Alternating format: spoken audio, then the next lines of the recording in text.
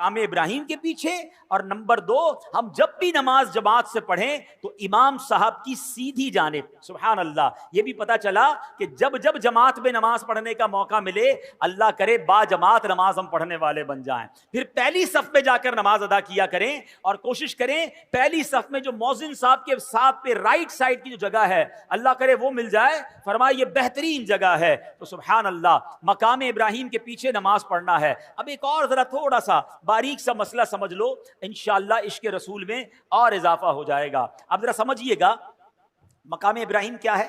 ایک پتھر ہے، ہاں یہ جنتی پتھر ہے، بڑا مقدس پتھر ہے، لیکن عین نماز میں اس پتھر کی تعظیم کرنے، یعنی اسے مصلی بنانے کا حکم دیا۔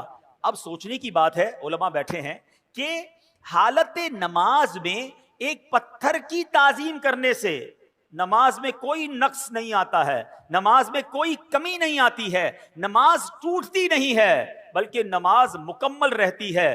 بلکہ تو بھلا خود انبیاء کرام علیہ الصلوۃ والسلام، بلکہ نبیوں کے امام جناب رسول اللہ صلی اللہ تعالی علیہ وسلم کا اگر کسی کو نماز میں خیال آ جائے تو اس کی نماز میں کیسے خلل واقع ہوگا، اس کی نماز میں کیا کمی آ جائے گی۔ سبحان اللہ، سچ یہی ہے کہ حالت نماز میں نبی کی تعظیم کا خیال آنے سے نماز ٹوٹتی نہیں بلکہ کامل و اکمل ہو جاتی ہے۔ کسی عاشق نے کیا خوب کہا، کیا کرم کیا تیری یاد نے مجھے جگایا نماز میں، کیا کرم کیا تیری یاد نے مجھے جگایا میری نماز میں، میرے وہ بھی سجدے ادا ہوئے جو قضا ہوئے تھے نماز میں۔ اللہ اکبر، یعنی نبی پاک کی یاد اگر نماز میں آ جاتی ہے تو غفلت کی نیند اڑ جاتی ہے۔ اور سبحان اللہ، نماز کا تحفہ بھی تو نبی پاک نے ہی ہمیں دیا ہے، نماز کی تعلیم بھی نبی پاک علیہ الصلوۃ والسلام نے ہمیں دی ہے۔ تو سبحان اللہ، یہ ہے جناب تبرکات کی حیثیت اور تبرکات کی برکت۔ اللہ سے دعا کرتے ہیں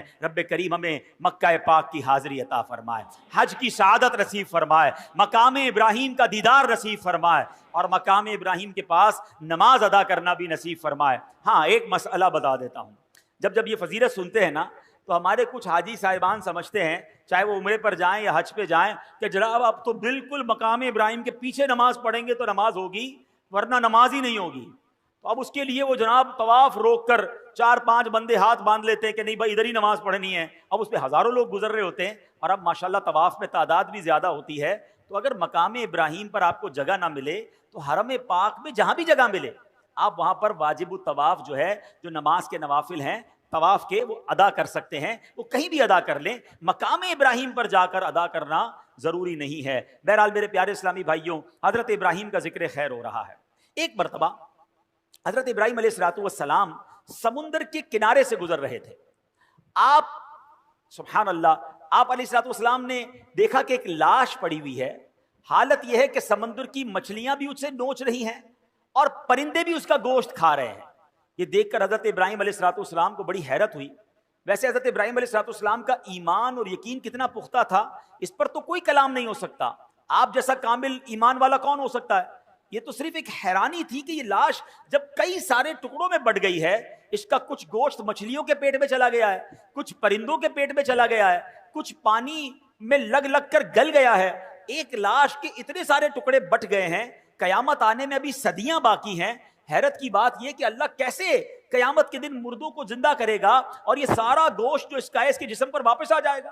سبحان اللہ، آپ نے رب کریم کی بارگاہ میں سوال کیا، رب ارنی کیف تحیی الموتى، اے میرے رب تو مجھے دکھا دے کہ تو مردوں کو کس طرح زندہ فرمائے گا۔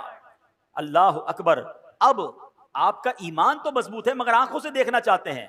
اس پر کوئی اعتراض کر سکتا تھا کہ شاید حضرت ابراہیم کو کوئی شک تھا، لہذا اللہ پاک نے حضرت ابراہیم علیہ الصلوۃ والسلام کی زبانی ہی جواب دلوایا۔ ارشاد ہوا اولم تؤمن، کیا تجھے یقین نہیں؟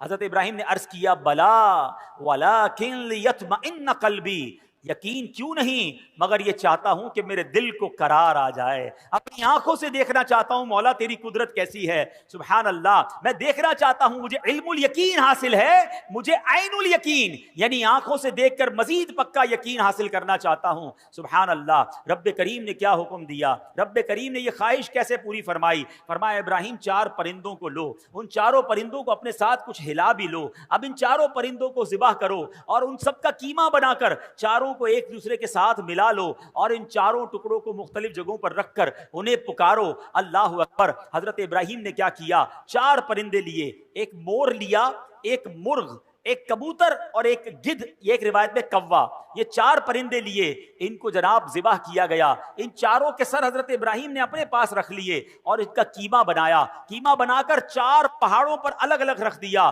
کتنا مکسچر ہو چکا ہے، اور اب حضرت ابراہیم پکارتے ہیں اے کبوتر، اے مور، یا ایتھا الحمامہ، یا ایھا الدیک۔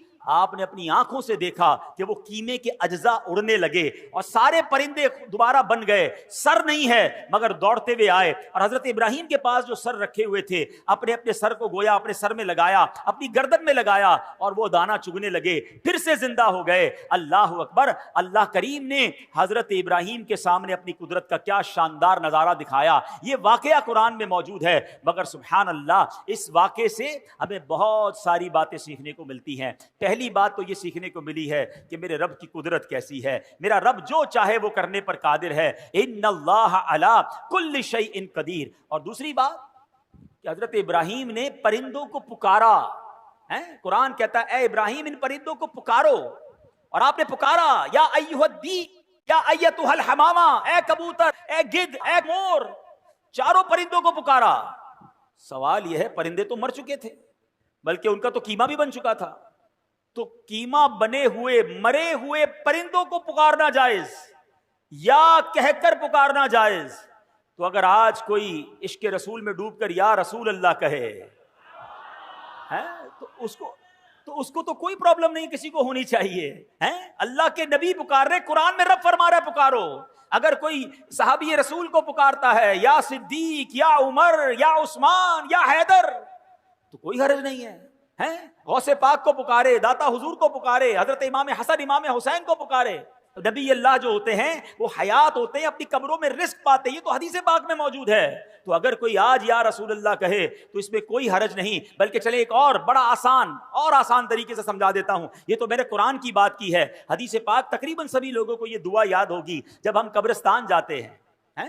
مشکات شریف کی حدیث میں بھی یہ دعا موجود ہے اور کئی سارے لوگوں کو یاد ہوگی۔ قبرستان کی دعا یاد ہے نا، السلام علیکم یا اہل القبور یغفر اللہ لنا ولکم وانتم سلفنا ونحن بالاثر۔ کیا خوبصورت دعا ہے، بلکہ اس دعا میں ایک میسج بھی بڑا پیارا ہے۔ اللہ کرے قبرستان جائیں تو یہ دعا کا میسج بھی تو سمجھیں۔ معنی کیا بنتا ہے اس دعا کا؟ السلام علیکم یا اہل القبور، اے قبر والو تم پر سلام ہو، یغفر اللہ لنا ولکم، اللہ تمہاری اور ہماری مغفرت فرمائے، وانتم سلفنا، تم پہلے چلے گئے، ونحن بالاثر، ہمیں پیچھے آنا ہے۔ کاش قبرستان جا کر یہ بات سمجھ آ جائے کہ یہ پہلے چلے گئے ہیں، ہماری باری آنے والی ہے، مجھے بھی اسی قبر میں جانا ہے، میرا بھی سب کچھ پیچھے رہ جائے گا، میں دنیا کے پیچھے اتنا نہ بھاگوں کہ قبر میں جب جاؤں تو وہاں مار پڑے۔ کاش اس دعا سے ہم یہ سبق حاصل کریں۔ اور سبحان اللہ ایک مسئلہ کیا حل ہو گیا، مجھے بتائیے، قبرستان شکارپور میں بھی ہوگا نا؟ قبرستان میں نیک لوگ بھی دفن ہوئے ہوں گے، گناہگار بھی دفن ہوئے ہوں گے، نمازی بھی گیا ہوگا، بے نمازی بھی گیا ہوگا، عبادت گزار بھی گیا ہوگا، شرابی بھی گیا ہوگا۔ سارے قبرستان والوں کو جا کر آپ کیا کہتے ہیں؟ السلام علیکم یا اہل القبور، نیک کی قبر پر بھی یا اہل القبور، گناہگار کی قبر پر بھی یا اہل القبور۔ مجھے بتاؤ ایک عام مسلمان کو یا اہل القبور کہنے کی اجازت حدیث پاک کے ذریعے ہے، یہ دعا موجود ہے، نبی پاک یہ دعا کہتے ہیں۔ تو اگر میں داتا حضور کے قدموں میں جا کر کہوں کہ یا داتا حضور تو اس میں کیا پرابلم ہے؟ جناب یہ تو حدیث پاک سے ثابت ہے، تو اس میں کنفیوز نہ ہوا کریں، امید ہے یہ مسئلہ بھی دور ہو گیا ہوگا۔ اچھا، یہاں علماء نے ایک بڑی پیاری اور بھی بات سکھائی، صوفیانہ تفسیر کی ہے اس واقعے کی۔ یہ جو 4 پرندے ہیں نا، کبوتر، مرغ، مور اور گدھ، فرمایا ان چاروں میں ایک بری خصلت ہے۔ جو مور ہے نا اس کو اپنی خوبصورتی پر بڑا ناز ہے، گھمنڈ، تکبر۔ جو مرغ ہے اس میں بڑی شہوت ہوتی ہے۔ فرمایا کبوتر بھی جو ہے اپنی اونچی اڑان پر بہت زیادہ غرور کرتا ہے، اور گدھ جو ہے اس کے اندر بڑی لالچ ہوتی ہے۔ کیا خوبصورت بات علماء کہتے ہیں، یہ 4 بری عادتیں ہیں۔ حضرت ابراہیم نے ذبح کیا نا ان 4 پرندوں کو، اگر تم بھی اپنے دل سے ان 4 بری عادتوں کو نکال دو، ان 4 بری خصلتوں کو ذبح کر دو، اس رب کریم نے 4 مرے ہوئے پرندوں کو زندہ کیا تھا، وہ تمہارے مردہ دل کو بھی زندہ فرما دے گا۔ تمہارے دل میں بھی نور علی نور ہو جائے گا. بس ان بری خصلتوں سے اپنے آپ کو بچانا ہے. سبحان اللہ. اب ایک اور بات سیکھنی ہے اس واقعے سے جو آج کے دور میں بڑی امپورٹنٹ ہے. حضرت ابراہیم کا ایمان کتنا مضبوط ہے، پہلے یہ بات سمجھنا. ان کے ایمان کا صدقہ اللہ عطا فرما دے. ایسا ایمان تھا کہ اتنی بڑی آگ میں آپ کو ڈالا جا رہا تھا. آپ کی عمر کتنی تھی اس وقت؟ 18-20 سال. فرشتے آئے تھے آپ کے پاس، اے ابراہیم ہمیں کہیے ہم بارش برسا دیتے ہیں. ہوا کا فرشتہ آیا، اے ابراہیم آپ کہیں تو ہوا چلا کر آگ بجھا دیتے ہیں. آپ نے کہا نہیں، مجھے تم میں سے کسی سے حاجت نہیں. جب بالکل آگ میں پھینکا جانے لگا، حضرت جبرائیل آئے، اے ابراہیم آپ میرے لیے کوئی کام ہو تو بتائیں. آپ نے فرمایا مجھے تمہاری کوئی حاجت نہیں ہے. حضرت جبرائیل کہتے ہیں اے ابراہیم پھر اللہ ہی سے عرض کر دیجئے کہ وہ آپ کو اس آگ سے بچا لے. ایمان کی طاقت دیکھیں، اللہ پر بھروسہ دیکھیں. حضرت ابراہیم کہتے ہیں میرا رب دیکھ رہا ہے، اس نے بچانا ہوگا تو وہ بچا لے گا، وہ جو چاہے میں اس میں راضی ہوں. اللہ اکبر. یہ ایمان تھا. حضرت ابراہیم کے ایمان کی بات کرتے ہو. آپ کے ایمان کا لیول یہ ہے کہ آپ کو حکم ملا اپنی زوجہ کو، اپنے دودھ پیتے بچے کو ایک صحرا میں چھوڑ کر آ جاؤ جہاں پانی بھی نہیں ہے، جہاں آبادی بھی نہیں ہے. آپ اس جگہ پر چھوڑ آئے اور پھر مکہ آباد ہو گیا. آپ کو کہا جاتا ہے اپنے بیٹے کو ذبح کرو، آپ اپنے بیٹے کو ذبح کرنے چل پڑتے ہیں. ارے ایسا ایمان. اللہ اکبر. شاعر مشرق کہتے ہیں نا اگر آج بھی ہو ابراہیم سا ایمان پیدا. ہاں پرابلم یہی ہے، ہمارے ایمان میں ہی کمزوری ہو گئی ہے. ایمان مضبوط ہو جائے تو کیا ہوگا؟ وہ کہتے ہیں اگر آج بھی ہو ابراہیم سا ایمان پیدا، آگ کر سکتی ہے انداز گلستان پیدا. آج بھی آگ باغ بن سکتی ہے. آپ غم کی آگ میں ہے نا، پریشانی کی آگ میں ہے، اگر کسی اور مصیبت میں ہے، اپنا ایمان مضبوط کر لو، اپنا عقیدہ مضبوط کر لو، اللہ پر بھروسہ مضبوط کر لو. تمہاری غموں کی آگ جو ہے وہ آج گلزار بن جائے گی. مگر سمجھ یہ آیا کہ حضرت ابراہیم علیہ السلام کو اپنے ایمان کو مزید مضبوط کرنا تھا. سیکھنے کو یہ ملا کہ ہمیں بھی یہ کام کرتے رہنا ہے کہ ہمارا ایمان بھی مضبوط ہو جائے، کہیں ایمان کمزور نہ ہو جائے. ایمان کی فکر کرنی ہے. حدیث پاک میں آیا ایک زمانہ آئے گا آدمی صبح کو مومن ہوگا، شام کو کافر ہوگا، اور شام کو مومن ہوگا تو صبح کافر ہوگا. آج کل تو جناب طرح طرح کے فتنے ہیں، ایمان کے ڈاکو گھوم رہے ہیں. معاذ اللہ کوئی عقیدہ ختم نبوت پر اٹیک کر رہا ہے، کوئی جناب ہمارے اولیاء کرام صحابہ کرام کے ہمارے جو ان سے تعلق ہے اس پر اٹیک کر رہا ہے، کوئی جناب انبیاء کرام کے بارے میں معاذ اللہ ہمارے دل سے محبت نکالنے کی کوشش کر رہا ہے. اور آج سوشل میڈیا کا زمانہ ہے، جس کو دیکھو سب کو سننے کا شوق ہے. نہ کرنا ایسا میرے پیارے اسلامی بھائیوں. جو لوگ ہمیں انبیاء کرام صحابہ کرام اولیاء کرام سے دور کرنا چاہتے ہیں، اور آج کے دور میں علماء کرام سے دور کرنا چاہتے ہیں جنہوں نے ہمیں جوڑ کر رکھا ہے اس دین کے ساتھ، ہمیں ان لوگوں کی بات نہیں سننی چاہیے. ایمان کی حفاظت کی فکر کیجئے، کیونکہ یہی بات اعلیٰ حضرت نے آج سے 100 سال پہلے سمجھا کر گئے. میرے رضا کہتے ہیں سونا جنگل رات اندھیری چھائی بدلی کالی ہے، سونے والوں جاگتے رہیو چوروں کی رکھوالی ہے. آنکھ سے کاجل صاف چرا لیں یا وہ چور بلا کے ہیں. کیسا محاورہ استعمال کیا.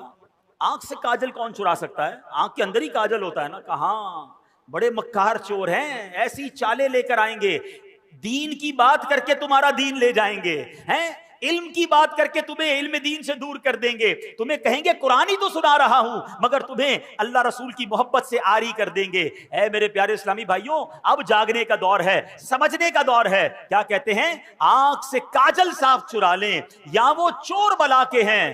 تیری گٹھڑی تاکی ہے اور تو نے نیند نکالی ہے. ارے تیرا ایمان چھیننے آئے ہیں اور تو اب غافل ہو گیا ہے. تو اے میرے پیارے اسلامی بھائیوں، حضرت ابراہیم کا یہ واقعہ بتا رہا ہے کہ ایمان کو اسٹرینتھن کرنے کے لیے، ایمان کو مزید مضبوط کرنے کے لیے ہمیں سوچنا ہوگا. پہلے کے دور میں فتنے کم تھے مگر ایمان بچانے کی لوگوں کو فکر زیادہ تھی. آج کے دور میں فتنے زیادہ ہیں، ایمان کے لٹ جانے کا جناب سبب زیادہ ہو گئے، مگر لوگ ایمان کی حفاظت کی فکر نہیں کرتے. آپ مجھے ایک بات بتائیں، اگر ہمارے پاس کوئی قیمتی چیز ہو اس کی حفاظت کی کتنا سوچتے ہیں؟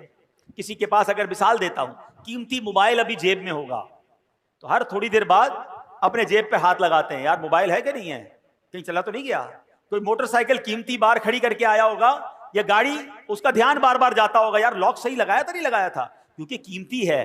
سونا ہو، پیسے ہوں اور تالے کے اندر گھر میں یا بینک میں رکھواتے ہیں. مجھے بتائیں ہم سب کے پاس سب سے زیادہ قیمتی چیز کیا ہے؟ بتائیے نا. ایمان سے بڑھ کر کچھ نہیں ہے. ساری دنیا کی دولت کسی کے پاس ہو اور ایمان نہیں تو اس سے بڑا غریب کوئی نہیں ہے. اور میرے پاس کچھ نہ ہو ایمان ہو تو مجھ سے بڑا امیر کوئی نہیں ہے. کیوں؟ کہ جو ایمان سلامت لے کر قبر میں جائے گا نا وہ ہمیشہ ہمیشہ جنت میں رہے گا انشاءاللہ. اگر گناہگار بھی ہوا، رب ناراض بھی ہوا، کسی وجہ سے اسے جہنم میں ڈالا بھی گیا تو سزا بھگتنے کے بعد جب وہ جنت میں جائے گا نا پھر جنت سے باہر کبھی نہیں آئے گا. قرآن کہتا ہے ہم فیہا خالدون، ہمیشہ ہمیشہ جنت میں رہے گا. تو ایمان اتنی بڑی نعمت ہے. اور جو کفر پر جس کا خاتمہ ہوا، جو ایمان کے بغیر دنیا سے گیا، اب وہ جہنم میں جائے گا اور جہنم سے کبھی بھی باہر نہیں آئے گا. ہم فیہا خالدون. اب سوچو ایمان کی کتنی فکر کرنی چاہیے، مگر یا کسی کو ٹینشن ہی نہیں ہے. اپنی دعا کروائیں گے، لوگ کرواتے بھی ہیں، دعا کرتے بھی ہیں، یا اللہ روزی میں برکت دے دے، گھر کی حفاظت ہو، بچوں کی حفاظت ہو، فصل کی حفاظت ہو. کبھی تو دعا کرو یا اللہ ایمان کی حفاظت ہو. کبھی تو دعا کرو یا اللہ قبر میں ایمان سلامت لے کے جاؤں. یعنی ایمان کے بارے میں سوچتے ہی نہیں ہیں. حالانکہ ایمان چھن سکتا ہے. پہلے تو یہ سمجھیے، آپ کو پتا ہے میرے آقا علیہ الصلوۃ والسلام کی دعا؟ پہلے یہ بتائیے پیارے آقا کا قلب مبارک کیسا ہے، آپ کا دل اقدس. آئے ہائے تیرے صدقے میں آقا سارے جہان کو دین ملا، جن کے صدقے میں ایمان ملا وہ دعا کرتے تھے.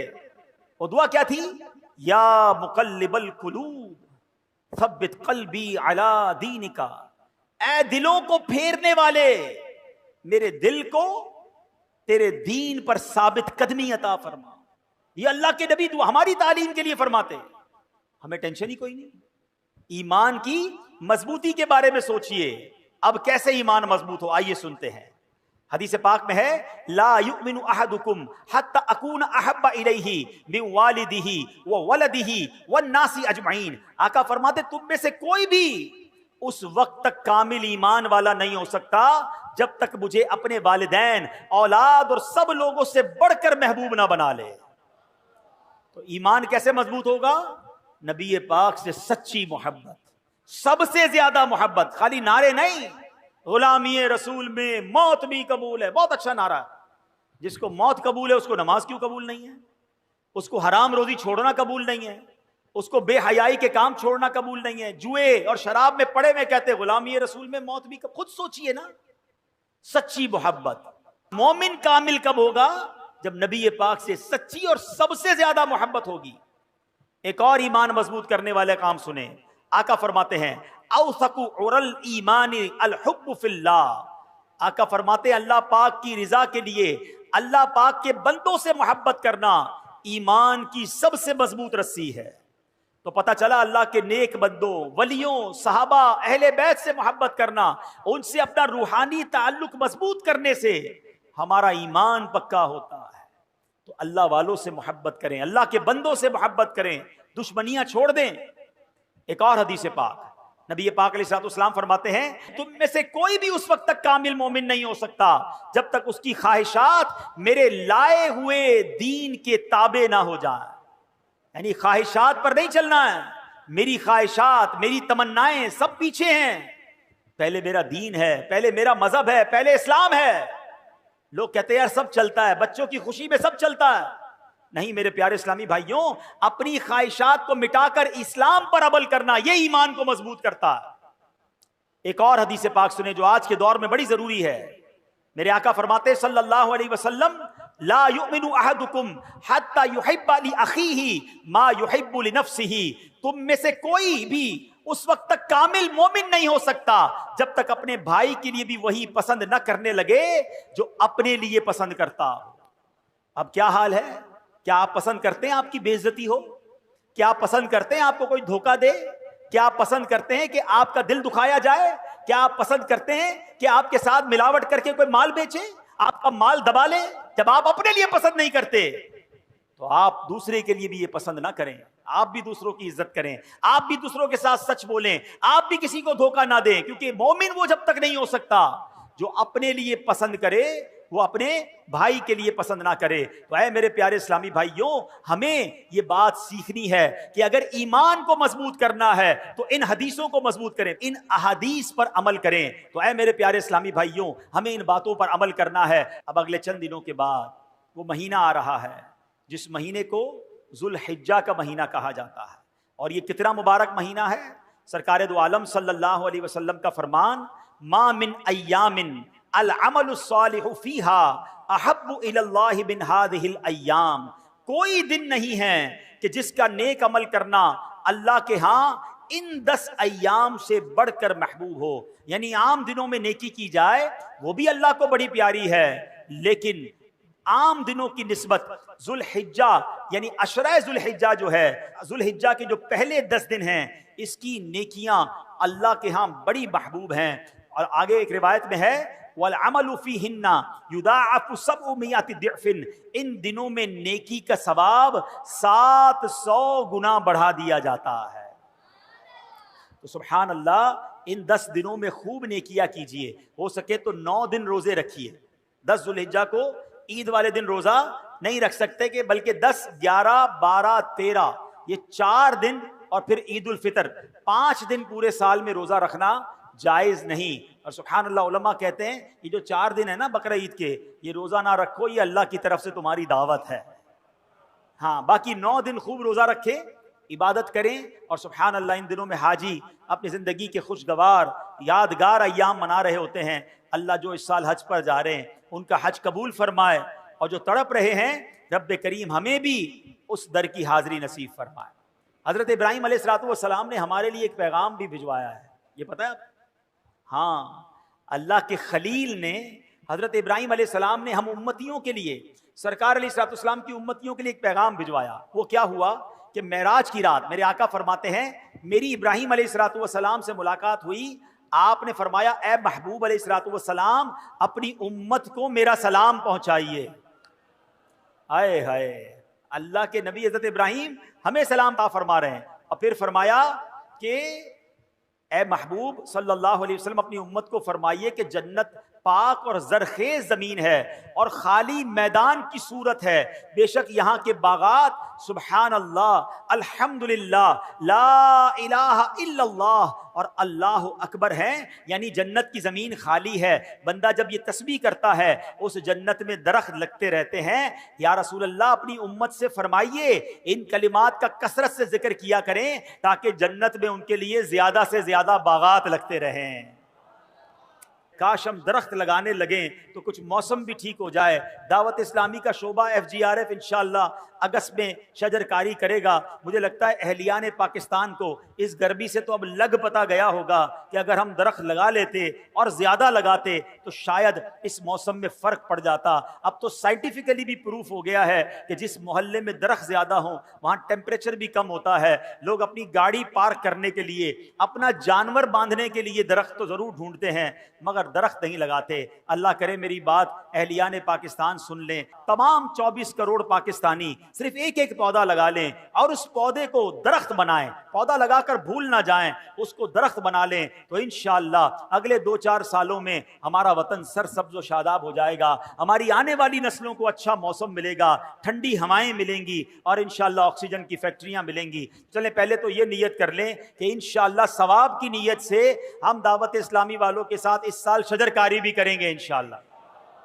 یہ تو ہو گئی دنیا میں شجر کاری، اب جنت میں درخت لگانے ہیں وہ تو اور آسان ہے۔ حضرت ابراہیم نے کیسا پیارا کام دے دیا۔ چلو مل کر پہلے تو ہم اللہ کے خلیل کی اس خوبصورت پیغام پر لبیک کہتے ہیں، سب مل کر کہیے سبحان اللہ، الحمدللہ، اللہ